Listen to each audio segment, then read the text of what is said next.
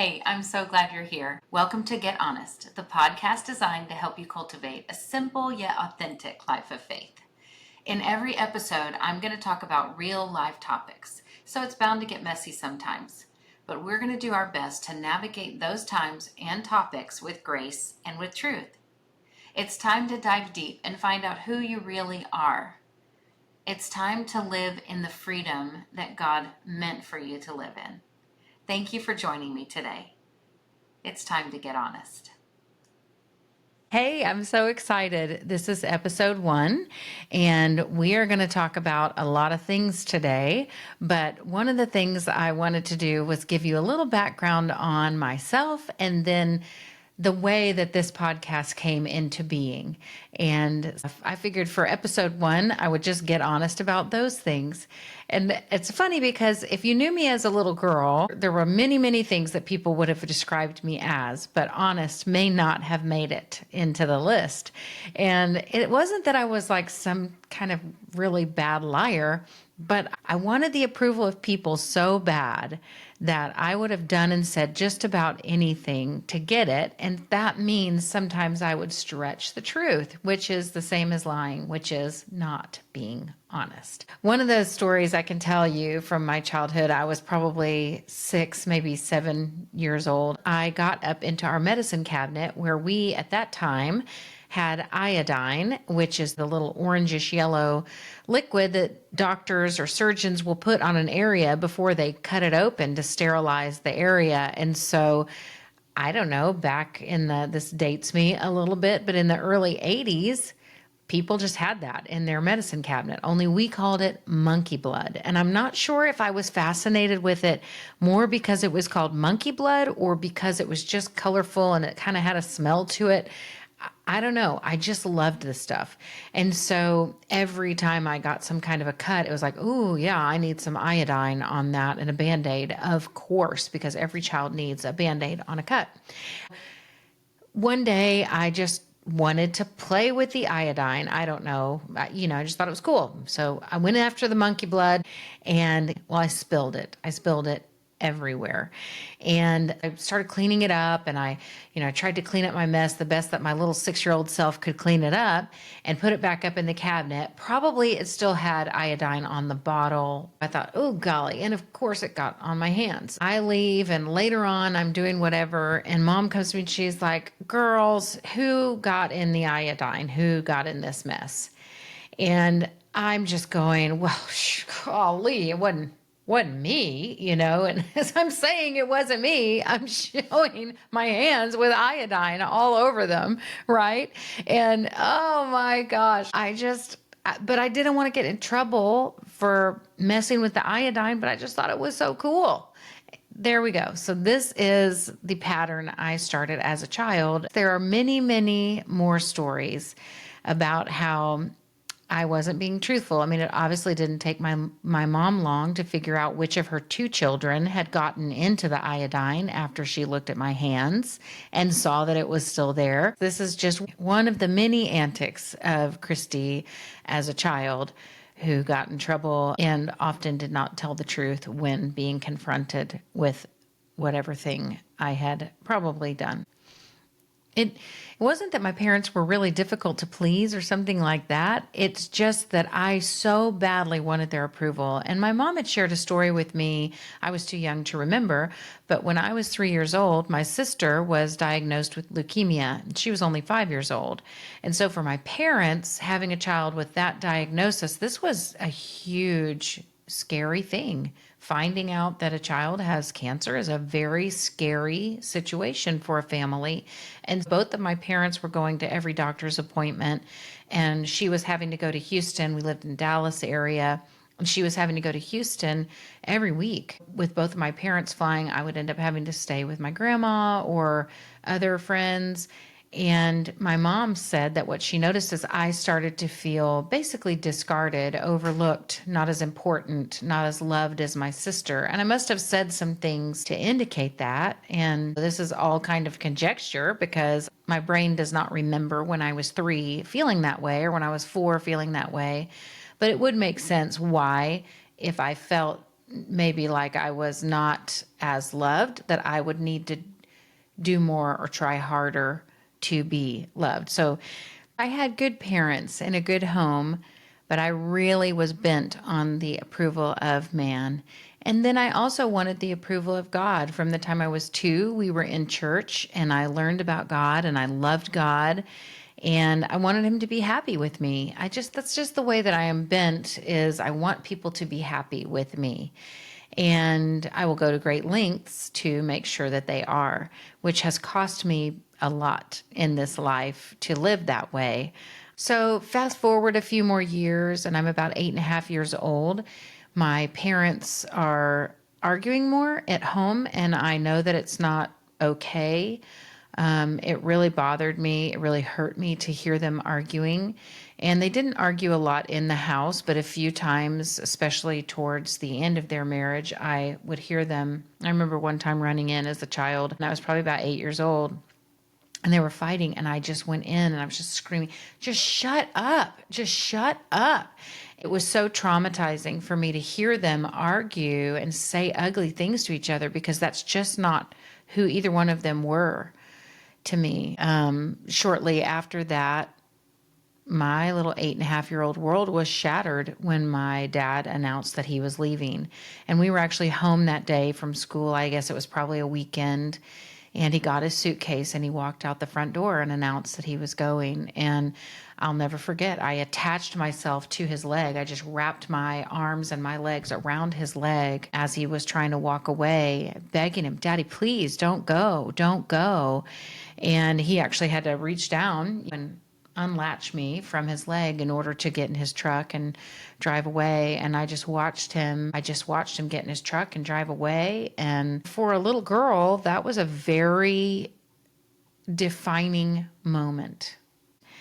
And it shattered my very secure world when my parents' marriage broke up. And like I said, we'd been in church since I was so young. I mean, I know when we moved there when I was 2 years old, we found a church, and it was a very small church plant, and it was beautiful. It was just a wonderful church filled with people who I still just love and adore and have memories with. But because that shifted my secure world, it shifted a piece of myself as well. So now I felt like I didn't have the approval of my dad because he no longer lived with us. By the time I was 9.5, 10 years old, my dad actually lived in California and we lived in Texas. So I only got to see him a couple of times a year. And we'd talk on the phone some, but not very often. And when we did, it was pretty tense because I was very, very angry and I was very hurt. I know I felt like it was some part of my responsibility, that if he just loved me more, he would have stayed. I know now as an adult that's not true. There are just so many layers to things that you don't have understanding of as a child. But it did cause me to seek approval, especially from guys, a lot more. So it was very important for me to look and to act a certain way. And I really wanted the approval of the guys around me. I chose to behave in certain ways that made me very ashamed of who I was. And in the church I grew up in, like I said, I loved that church. I still dearly love those people. It was a Bible church, which I loved so much because they taught good, sound theology. And it created an understanding in me from a really young age about the sovereignty of God and how God was over all things, and that he just is sovereign. He's all powerful, so he's omnipotent.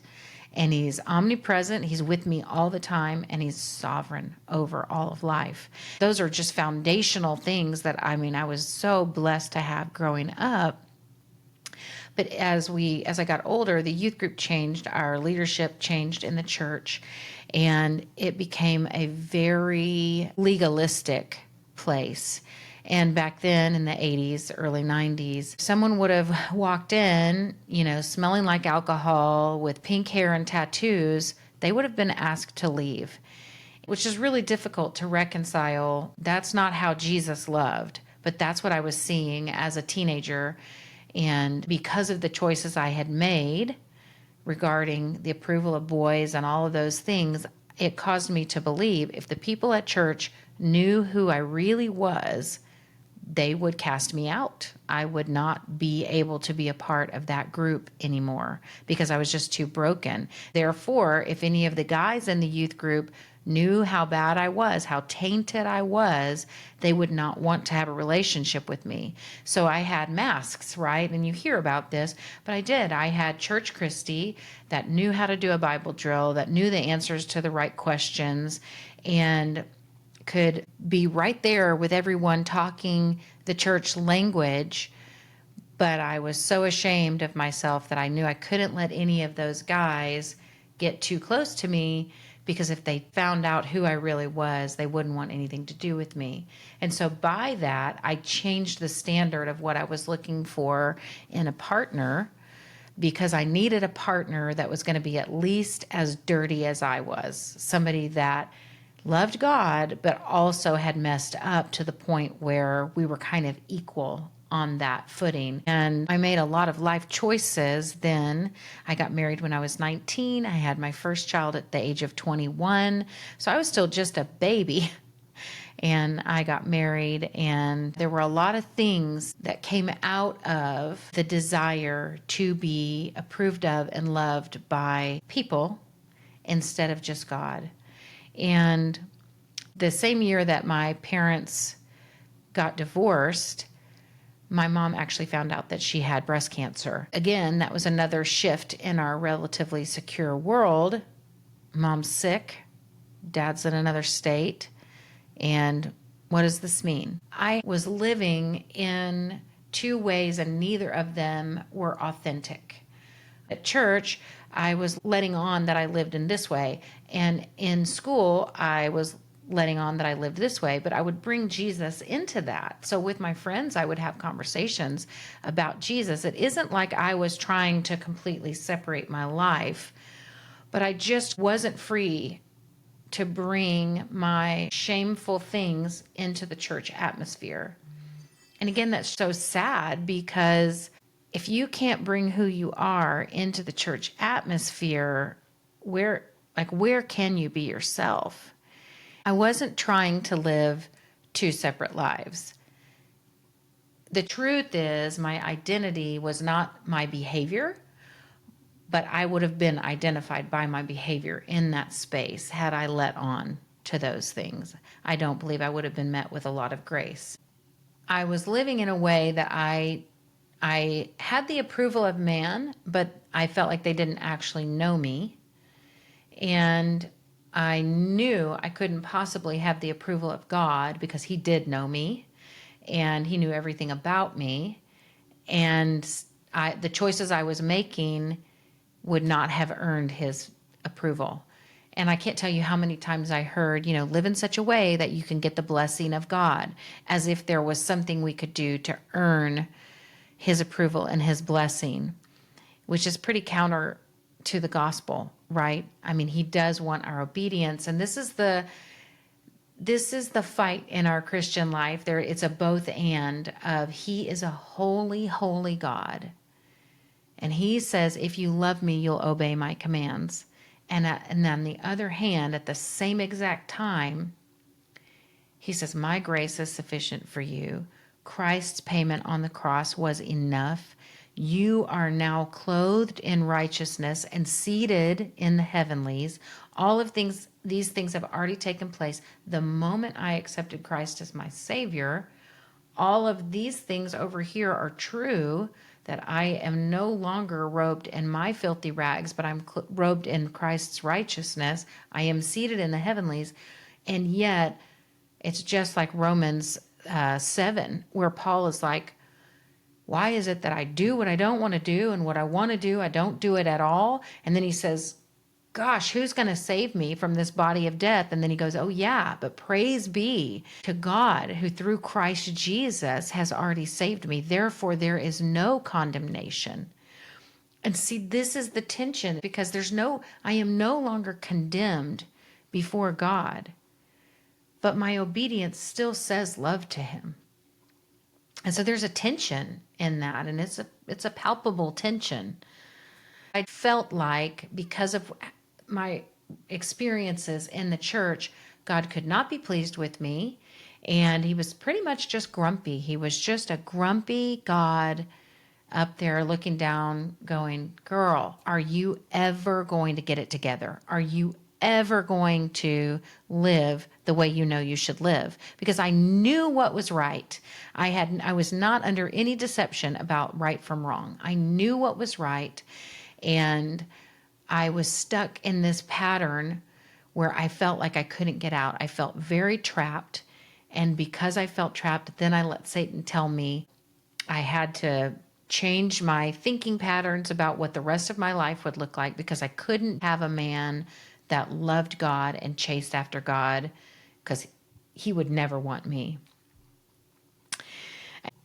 It was all just rooted in this fear of rejection. It was rooted in the misunderstanding of my acceptance as a daughter before the king.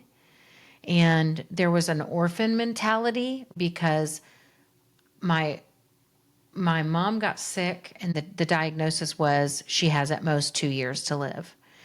And so enter the orphan mentality. My dad doesn't live in the same state. I see him 2 times a year.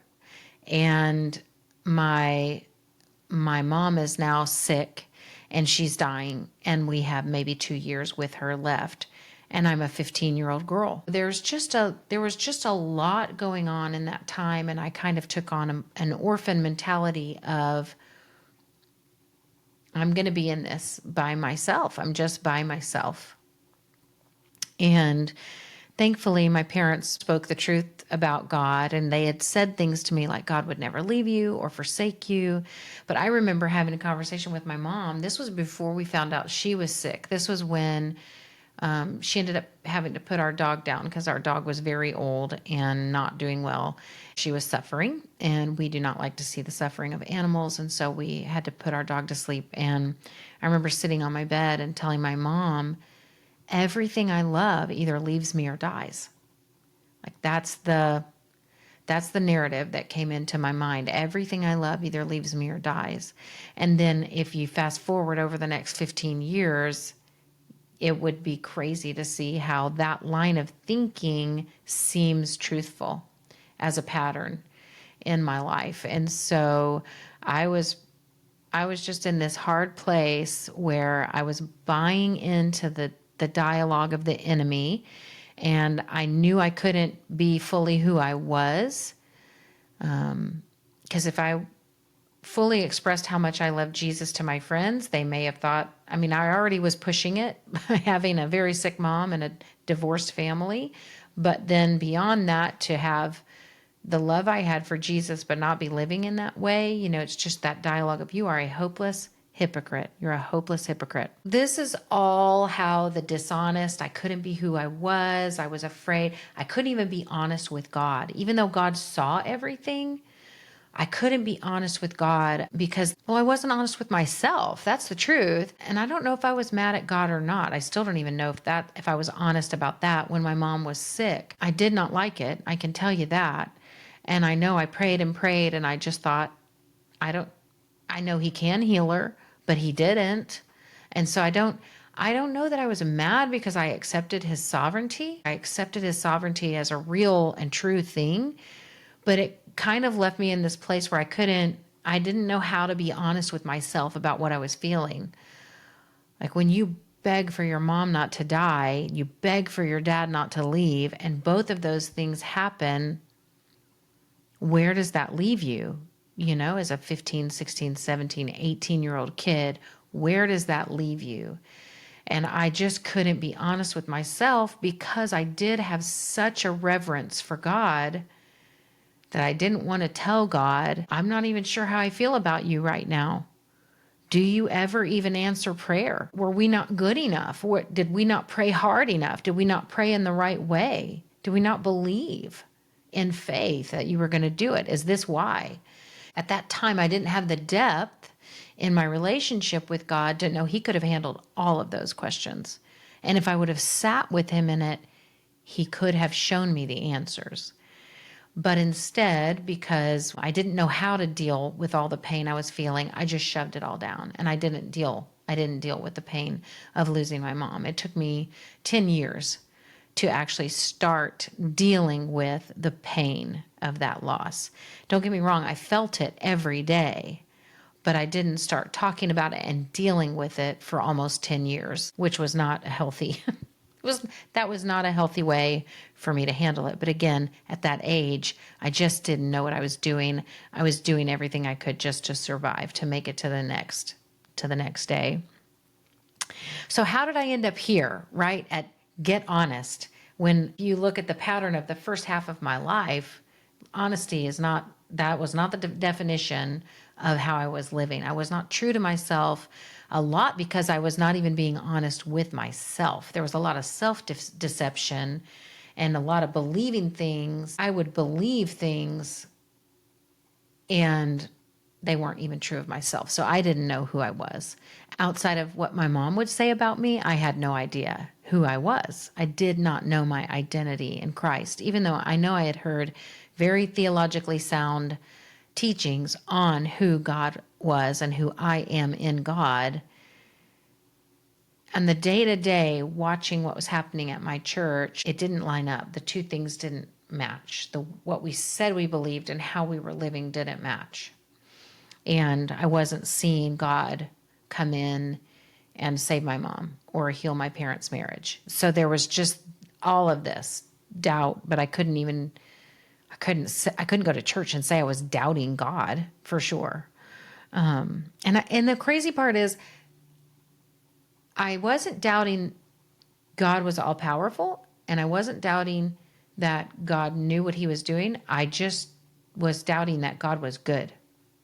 Right? Like that at the very core, like I said, I'm not even sure if I was ever mad at him, but I know for sure I doubted that he was good and that he had good plans. I just saw him as this grumpy, judgmental, sitting up there waiting on me to get it together. And boy, I was pretty confident that wasn't going to happen. So I knew I was saved, but it was almost like I didn't feel like God was happy about it. Like, I'll save you because I'm not a liar, but I'm not very happy about it. So Get Honest. How did this happen? So I'm about 20 and we're involved in this wonderful church, and we do this study called Experiencing God. And it changed my life. It rocked my world, because in that study, you understand more fully that God sees you exactly as you are, but that he wants good for you, that he is a good God, that his grace covers everything. There's nothing in my life his grace didn't touch and cover. And he wasn't mad at me. He did actually like me. Through that study, there were some pretty powerful things that happened around that time in our life. And it was really revelatory for me. It just gave me a greater understanding of the depth of God's love for me. It did not make me like myself any better, and it didn't necessarily give me identity, but it really reshaped the way that I thought about God, and that was vital. That had to happen. That was a big deal. He just showed me he sees me, he knows me, he loves me right where I am. He never left me. He didn't stop comforting me in my sorrows. He saw me for all that I was, and he accepted me right there. And I started to believe that was actually true, that God is so unlike man, who you have to act a certain way or they won't accept you. But God, he meets you right where you are, and he says, yeah, I want you right now. Right now. You can't clean yourself up. Just come to me and let me rescue you. That's who God is. And, when I was 5 years old, this is a bit of the story I left out. I love this. I love this actual part of my testimony. So when I was 5 years old and getting ready to go to kindergarten, my mom was amazing. We were sitting in the school parking lot. It was my first day of kindergarten, and I was terrified. I loved my mom. I did not want to be away from my mom. I thought school was a horrible idea. I didn't even know about homeschool. I probably would have really thrown my hat in for that. Like, I wanted to be with my mom all the time. And so I'm 5 years old, and we drive up to school. We park in the parking lot. I've got my grocery sack. You know, in those days, it was those big brown paper bags.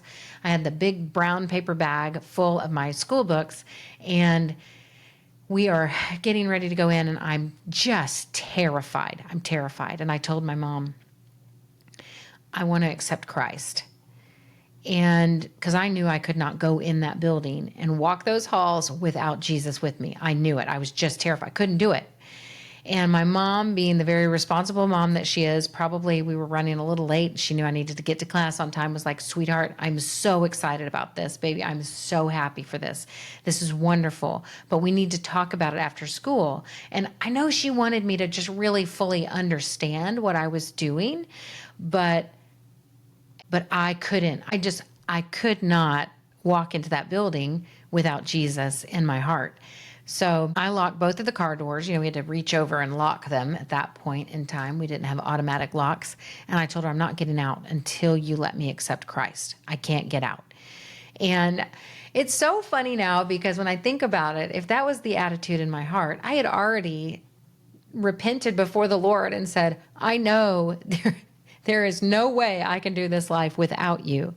But at 5 years old, I didn't know, that there weren't magic words. And I had already expressed, I can't do this life without Jesus. I know it. And so she walked me through that I was a sinner, which I knew that, iodine, and that I needed Jesus. And I knew that because I couldn't go in the building without him. And so I accepted Christ right there on the first day of kindergarten in that school parking lot. And it was just such a beautiful moment for me, because as a child, right, when we come as a child, we believe God for who he is because we're meeting him right there where we are.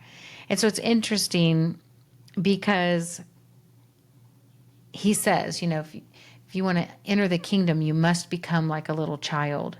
And I was blessed that I did enter the kingdom as a child. But in that too, life hadn't beaten me up by the time I was 5, right? That didn't start until I was 8.5, 9. And then again, whenever I was a teenager, it's just life as a 5-year-old. And I knew I was desperate for Jesus. But if you fast forward into my life, another 35 years, in my early 40s, I had another very similar crisis of belief, where I was in a situation that was terrible, and I was trying to be honest with everyone around me about it, but I wasn't even being honest with myself.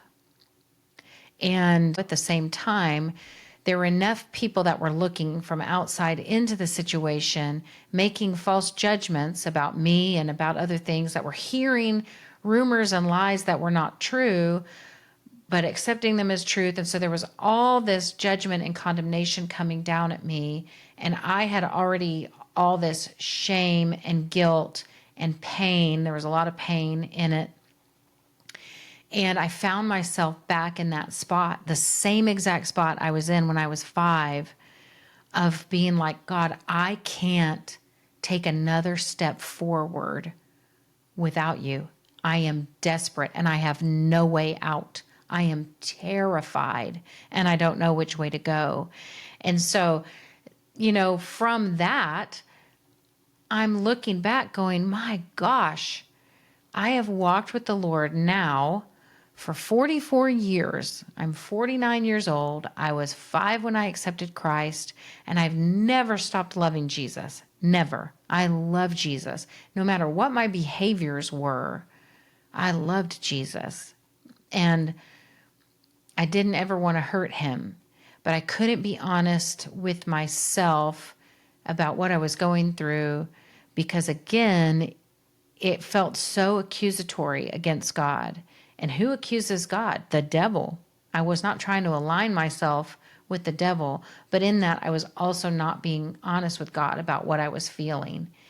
And so this is where Get Honest actually comes from, is at this very devastating time in my life, the Lord had some people removed from my life, and it was very painful. It was very, very painful. And I knew I just had him. There was no one else for me. I just had God. It's all I needed. I knew that was true as well. But it was still so painful to live through that. And I knew as a 5-year-old, I was desperate for Jesus. And I knew as a young 40-year-old, I was desperate for Jesus. And the difference was this time I was old enough. God had walked me through enough painful things and healed enough of the broken spaces in my heart that I knew he loved me and saw me right where I was. And even in this time where some people in the church walked away from me, I definitely want to say I failed the church and the church failed me. It was both. But God allowed that to happen so that I could find him all sufficient. And he is. His grace is sufficient. He's so good because he saw me in every moment. He knew the grief in my heart. He knew all of the circumstances that were going on around me. And he loved me right there.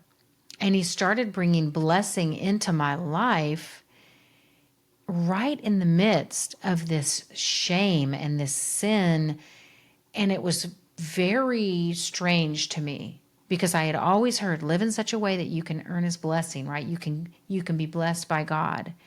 And I knew I was not earning this blessing, and yet he was still so gracious to me. He was meeting me at every space I needed him. Truly, he was close to the brokenhearted. I had a broken heart, and he was right there. He was right there, so close. And he showed me in that it never depended on me earning his favor. I couldn't. I was fully incapable when I was 5, and I was certainly fully incapable when I was in my 40s. And that's not what it was about. It was about what Christ had done from the very beginning. And so in that season, I learned very clearly that when Christ went to the cross for me, he didn't do that because I almost had it, but I needed a hand up. He went to the cross because I was utterly incapable of getting to God, of living in such a way that I could live in harmony with God without what he did. There was no way. And it was so apparent to me. And when we say, live in such a way you earn his blessing, it's like saying Jesus plus our good behavior. And Jesus plus anything is actually nothing at all. It's nothing. The math goes, Jesus plus nothing, that's everything. That's everything. There was nothing I could do. I was poor, pitiful, blind, and naked. I knew it. And sometimes there's just such a gift in that to be reminded, oh my gosh, I'm sitting here thinking I've got it all together. You know, the behavior in my life for the last 20 years before that had been pretty good. I was walking with the Lord. I was doing my Bible study. I listened to nothing but worship music. I loved serving at the church. I loved our church. I loved my children. I loved doing the things that God put out there that are the good works. I loved them all. And through it, God revealed to me, I felt he owed me something because of my good behavior. And when that all fell apart and people said some pretty bad things, there were some people that had said some really terrible things to me, I couldn't reconcile all these years of good behavior. And so I remember actually having the thought, I've done it your way, God, and I really don't like these results. So I think I'll just try my hand. That's when my life became an absolute dumpster fire. And we'll get into that more later. But the point of telling you all of that is I am desperate for God still because I know how close I am to falling right back into some sin that I go, how can we be here? How can we be here again? I needed his redemption. And I recognized it even more at 42 than I did at 5 years old. But that's the beauty of the gospel. is that it was there for me at 42, just like it was there for me at 5 years old. And that's the beauty of Jesus, is we feel like when we're sinful and we're shameful, it's like, oh, I'm not going to tell God. I'm not going to tell God. I'm going to go run and hide. And what we need to be doing, and what he taught me I could do, was run to him and say, Daddy, I've been sinful. I have messed up so bad, God, but I need your help because I don't see the way out. I can't see it. That's what he wants the whole time, is for us to just go, I've messed up again, and I'm going to bring it to you. I'm not going to hide it. I'm going to bring it to you. I'm going to put it in the light, because I know that when I bring it to you, you aren't going to reject me. You are a good father, and you're going to accept me right where I am. You're going to see the mess, and it's not too big for you. You're not surprised by it. God is never in a space where he goes, oh gosh, what are we going to do about this? He's never there. He's never there. And so enter Rob, my husband, at this time in my life. Rob and I had actually dated. This is a fun story that we'll get into another time, but we had dated back in high school, and we reconnected after not one, but two divorces for me. He was divorced as well, but I had been divorced twice. And it's just this season, like I said, of utter shame, and it was a not really happy time in my life. And this is just one of the things that God did. He just brought the blessing of my husband, of Rob. And at that time, I was sick. Finally, I was sick of pretending to be somebody I wasn't. I was tired of lying to myself and to the people around me. Again, many of the things I told the people around me, it's because I believed them myself. It wasn't like I was intentionally being deceitful. I was just so deceived myself, and I was busy deceiving myself. So if you would have hooked me up to a lie detector test, it would have shown I was telling the truth, except for it wasn't the truth. And so it was just such a messy time. And I let him know, I'm messy. There's so much mess in my life. We probably should not connect right now. And he was in a very similar spot in his life, very much in a mess. And we both just, the comfort in that was, I knew him from before his life went crazy, and he knew me from before my life went crazy. And we had this level of trust and understanding from way back then. And we were able to offer each other what we both needed the most, which was grace. And it was just the biggest gift. And I wish to say that in that moment, I cleaned up my life and all the sin and shame stuff went away. It didn't. There was still so much going on that I needed to come back to the Lord. I was dealing with anger at the Lord at that time, and I had never really felt like I experienced anger with God, but I can tell you I was for sure angry with God at that time. And the Lord just continued to put blessing on blessing. And it didn't make any sense. But when we go to his word, we see he blesses the righteous and the unrighteous. That means, and if I'm a believer, I know I'm in the righteous category, even if I'm not living in that way. My behavior is not certainly righteous. And it's just such a both and it's really hard to reconcile. But what I can tell you is that for no good reason, he continued to shower his blessing on us. And it was beautiful. And my husband taught me it was okay for me to be fully who I was with him, loving Jesus, angry with God, all the things, and had made this dumpster fire of my life.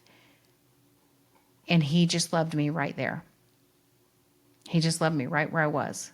And he accepted me for who I was. And I didn't have to pretend. And we made an agreement very early on. We will be kind to each other, but we're not going to lie to each other. I'm going to be honest with you. If I don't like something, or if I don't want to do something, I'm going to just tell you the truth. And you can like what I say, or you can not like what I say, and we can discuss it, but I'm not going to pretend anymore. I'm done pretending. That was the biggest gift of freedom in my life that God gave me. Be real. He was showing me, you can be real with me, and he provided me a man that I could be real with.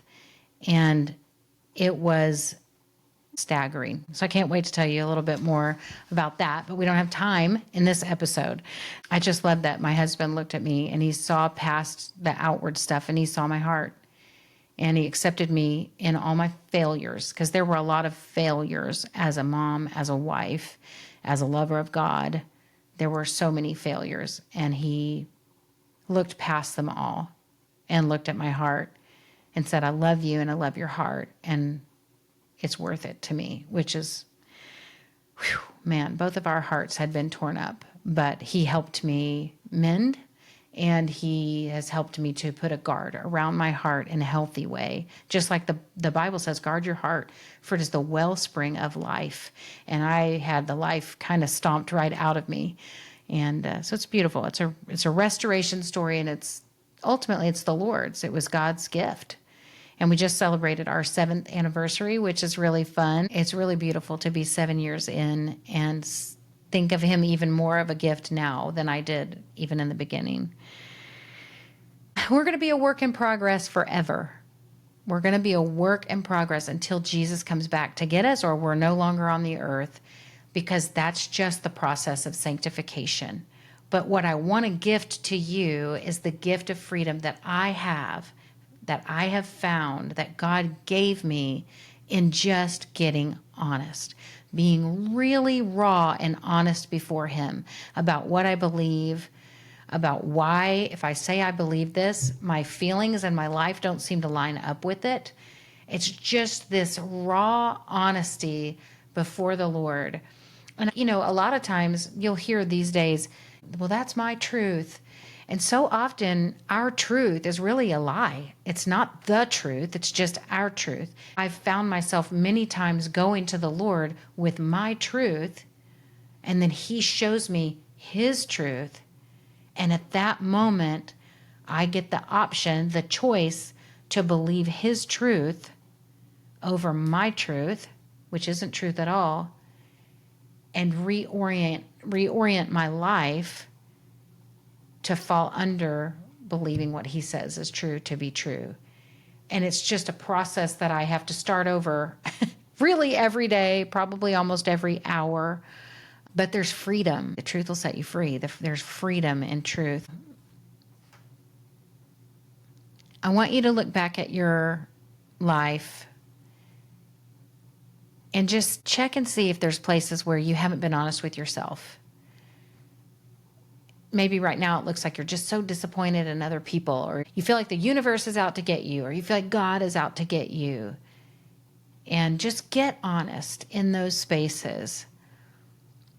And bring that before the Lord and have a real conversation, just like you would if you were angry at somebody that you loved, that you knew loved you.